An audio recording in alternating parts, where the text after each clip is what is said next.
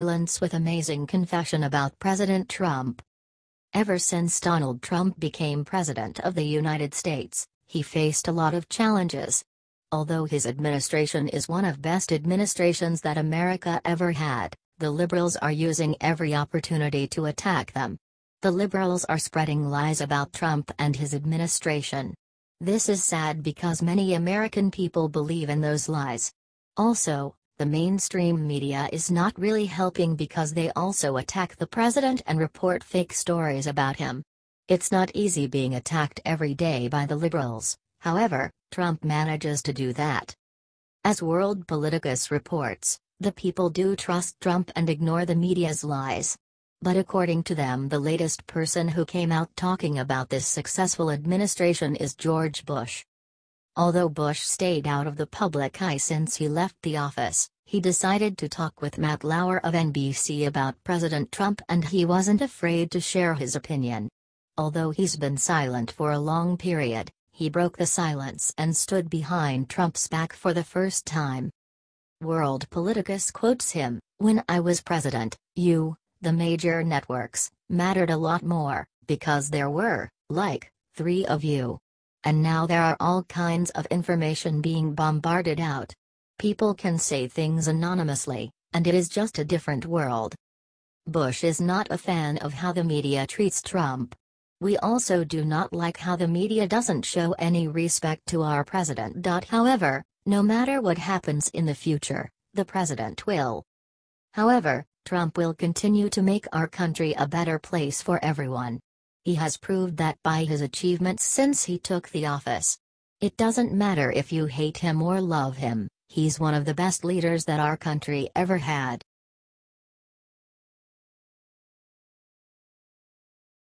General Mattis issues new orders to military, liberals' jaws hit floor with loud thud.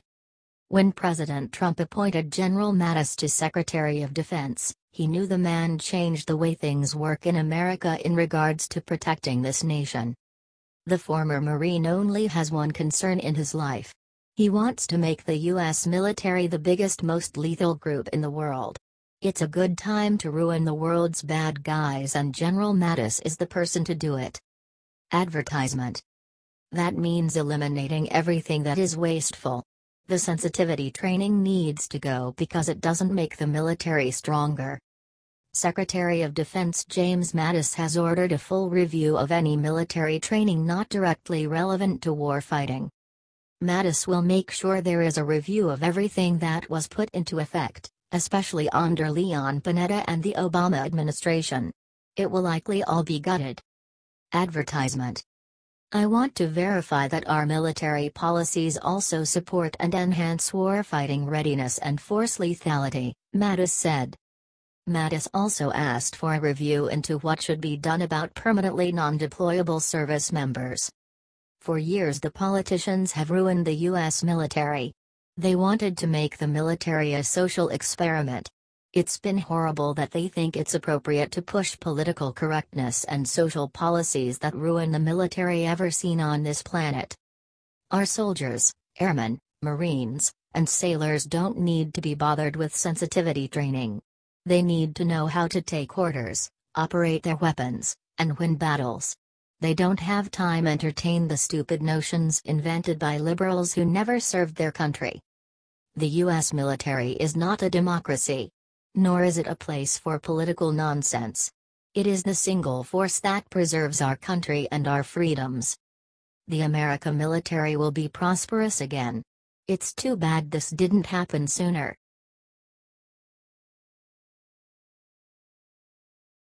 General Kelly discovers easy way to get Trump's agenda through stubborn Congress.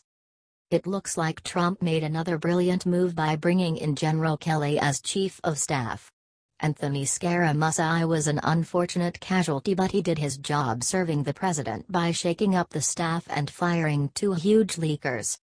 What Anthony did, cleaning house of the ineffectual team that came before, was a tremendous benefit to Trump. Every organization needs a hatchet man, and they never last long past the swinging. Advertisement. It's the nature of the job. Because after the heads have rolled, a smart leader brings in the one guy who can bring everyone together again. Enter General John Kelly. Advertisement. After the establishment Republicans led by Reince and Spicer and the rest flopped on the Obamacare repeal, John Kelly's job is twice as hard. But what most people don't know about Kelly is that he once served as the Marine Corps Chief Liaison to Capitol Hill. Kelly understands that rather than addressing symptoms of problems, maybe we ought to try a shot at addressing root causes. Senator Tom Carper, DDA, who traveled with Kelly often on overseas missions and introduced Kelly at his confirmation hearing for Department of Homeland Security Secretary, told a reporter from the Daily Beast. "I'm encouraged that he's been named as Chief of Staff." Encouraged. And he is not the only Democratic senator singing Kelly's praises. He reached out to Chuck Schumer and Nancy Pelosi. Because as one senior White House official said, tax reform is gonna be a heavy lift. No reason to write off, alienate Democrats any more than we already have. Which is a smart strategy for Trump to pursue. He can pick off enough Democrats with a tax plan and an infrastructure plan, and when he does, he will not be held hostage by establishment Republicans who want to force through bills that directly go against Trump's agenda. And striking fear in both the Democrats' and Republicans' hearts will be Kelly, according to one Dem Senate aide who said. "He seems like an odd person to bring in if you think he's your lapdog. Kelly strikes me as the type of person who just doesn't give a fuck. I don't think he cares. He'll say, 'This is what you should do. You hired me to tell you what to do. If you want to get this done, here is a PowerPoint on how to get it done and I will go execute.' True, Trump will have to give a little to get a lot, but that is the art of the deal, and he literally wrote the book on that."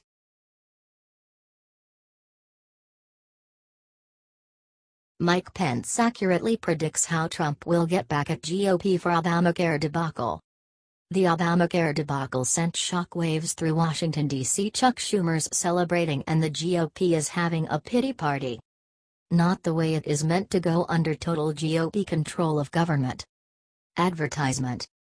But the swamp works in mysterious ways, and the muck at the bottom has caught many a man in its clutches, dragging them down to the bottom of American politics. In an interview with Tucker Carlson of Fox News, Vice President Mike Pence accurately predicted what Trump will do to the hapless GOP. Advertisement. Pence said, "That's pretty typical of Washington, isn't it? You, more often than not, see one set of rules for the American people and another set of rules for the political class here in our nation's capital. But as we move forward, the point is that whether the president makes a decision, it would be his decision whether to rescind that special treatment for members of Congress and their staffs." Did Pence just say what I thought he said? It's about time. Mike Pence is not playing games, and it appears neither is President Trump. This is a good idea on so many levels. Look, Congress, as federal employees, should have to live with the same consequences as stupid laws they pass as the rest of us. What we want is a health care system that works for all of the American people. I think the primary goal first is to give people freedom over their own health care choices again. Fair is fair, and Pence went to say, the very essence of living in a free society is people get to make their own decisions. But the president and I truly believe that if you lower the cost of health insurance, if you give Americans more choices in health insurance, that more Americans will choose, more employers will choose, to have and offer health insurance to their employees and have health insurance for their families. And if you make Congress live with their decision, we will without a doubt get better laws coming from the swamp. Share this if you agree with Mike Pence.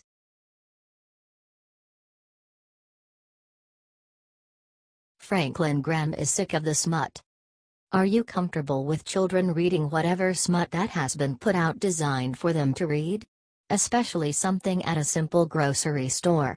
Would Franklin Graham be happy with it? Is it now an accepted practice to put out magazines aimed at children to teach them how to have anal sex? Well, magazines aimed at young teenagers have changed from toys and cool stuff to showing kids how to participate in anal sex. Advertisement. What is wrong with the world? Why would a 13-year-old need to know how to have anal sex? Well, Franklin Graham has definitely spoken out against the magazine trying to turn children into heathens. Franklin Graham in this urgently passionate post, calling for Christians to take a stand against the society desperately trying to corrupt and lead their children astray. This is such a disgusting move by the clearly liberal whack jobs at Teen Vogue. After the gay marriage edict was forced through, now the liberals are trying to sexualize children.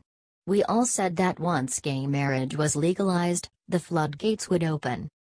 Advertisement. This is Anal 101, for teens, beginners and all inquisitive folk, author Gigi Engel wrote in a guide to anal sex. Anal sex and anal stimulation can be awesome, and if you want to give it a go, you do that, encouraged Engel, a self-described sex educator. More power to you. Some people believe that this isn't a partisan issue, but we know who is trying to corrupt our children.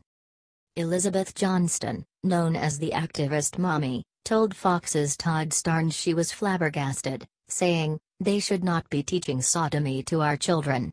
This is not a Republican issue or a Democrat issue. This is not a conservative issue or liberal issue. This is a parent issue." What do you think about all of this?